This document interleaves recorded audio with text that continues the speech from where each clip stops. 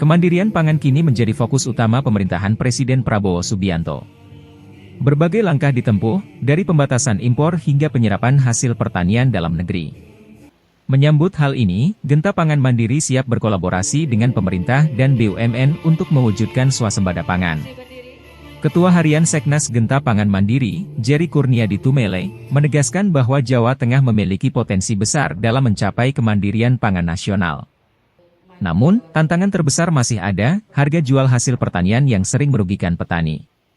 Kini, skema baru sedang digodok, dan jika matang, penyerapan hasil pertanian akan segera dilakukan. Genta Pangan Mandiri, yang telah hadir di 18 provinsi, terus bergerak untuk menciptakan pertanian yang mandiri, berdaulat, dan berkelanjutan. Akankah langkah ini menjadi awal menuju ketahanan pangan yang lebih kuat? Berikut pernyataan Ketua Harian Seknas Genta Pangan Mandiri, Jerry Kurniadi Tumele dan Ketua DPW Genta Pangan Mandiri Jawa Tengah, Luis Zandera. Alhamdulillah sampai saat ini kurang lebih sudah 18 provinsi yang sudah berjalan.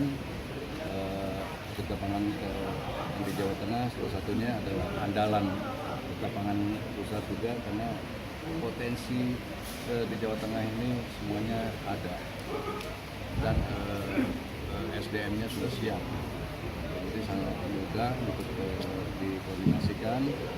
Kedepannya Genta Pangan memang akan menjadi mitranya pemerintah dalam mewujudkan swasembada pangan khususnya di sektor cetak sawah sebetulnya yang kita fokuskan. Kemudian yang kedua adalah sektor peternakan, khusus sapi, domba, dan ayam petelur, guna mensupport kegiatan makan bergizi gratis nasional. Insya Allah Genta Pangan kerjasama dengan PGN. Untuk pertama kita harus concern mengenai harga-harganya dulu, karena harga ini sangat menentukan. Jangan sampai petani kita ini rugi lagi. Kalau petani kita selama ini sudah hatam itu, rugi terus. Yang ujung-ujungnya adalah tengkulak yang membeli dengan harga yang sangat di bawah standar. Tapi nanti kita akan menyerap hasil panen itu, Pak? Betul, Pak, dan itu akan dikerjasamakan stakeholder-nya dari Bulog dan Gizi Nasional juga support kegiatan bergizi gratis itu. Nah, jadi untuk Genta Pangan Jawa Tengah sendiri, secara sinergi antara Jawa Tengah dengan DPW Pusat, kita itu menyiapkan secara program kemandirian dari Jawa Tengah sendiri. Cuman tidak disebutkan apa sih menjadi program dari DPW Pusat.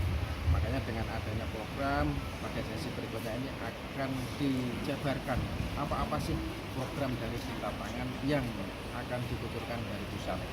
Secara fintech akan dijabarkan secara teknis satu persatu, kita pun juga open akan tanya jawab dari para DPD, mungkin dari beberapa pertanyaan DPD akan kita tampung dan akan kita share yang sebenarnya Genta Pangan itu apa.